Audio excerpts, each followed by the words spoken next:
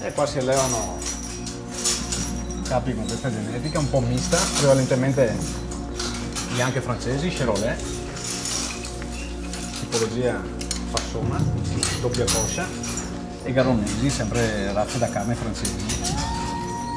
Animali di razza taglia piccola, però con la caratteristica della doppia coscia, ipertrofia muscolare. Assolutamente da ricordare che è una caratteristica genetica selezionata e quindi assolutamente naturale. Questo permette di avere animali con pelle fina, alta resa a taglio e una qualità di carne superiore. Animali che vanno macellati in giovane età, dai 18 ai 20-24 mesi inoltre, in modo da mantenere caratteristiche di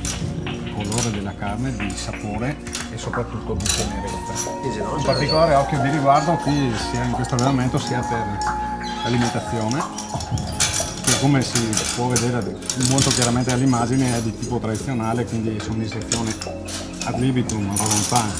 di fieno, di prato polifita delle zone circostanti, quindi sacrosanto il mantenimento del concetto di chilometri zero,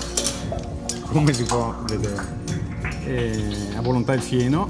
e poi un'aggiunta di concentrati che poi vedremo successivamente. La somministrazione dopo il fieno, che è a volontà, l'alimentazione sia con una somministrazione di concentrati che vengono somministrati attraverso una miscela ottenuta in azienda, che sono polpe di barbabietola, quindi uno scarto di lavorazione della barbabietola da zucchero, in pellet, soia come fonte proteica e mais, i tre componenti principali. Il mais che viene macinato al momento, portato in azienda e macinato al momento, proprio al momento della miscelatura e della miscelazione dei componenti. Questi sacchi di concentrati non sono dei concentrati, ma è un particolare tipo di soia, la soia integrale, per dare proprio il concetto anche di naturalità, oltre che fornire anche energia da olio, perché la soia integrale contiene ovviamente anche l'olio. Quello è un prodotto estruso, quindi trattato anche quello tecnicamente, ma in maniera molto naturale. Non ci sono altri concentrati se non un po' di sale aggiunto per dare anche un po' di appetibilità e di integrazione. Tutto questo viene fatto quasi settimanalmente, quindi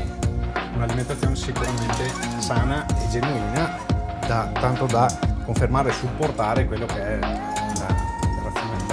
l'apporto di fieno di prato polifita. Diciamo che l'idea guida dell'azienda, di questa azienda,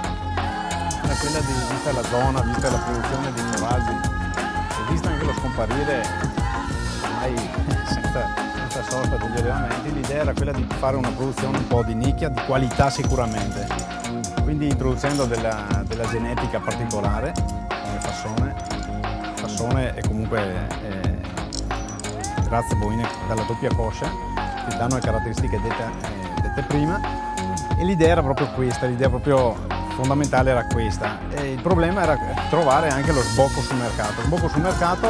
con un po' di fortuna, con un po' di aiuto della buona sorte si è avuto questo connubio, questa conoscenza con la macelleria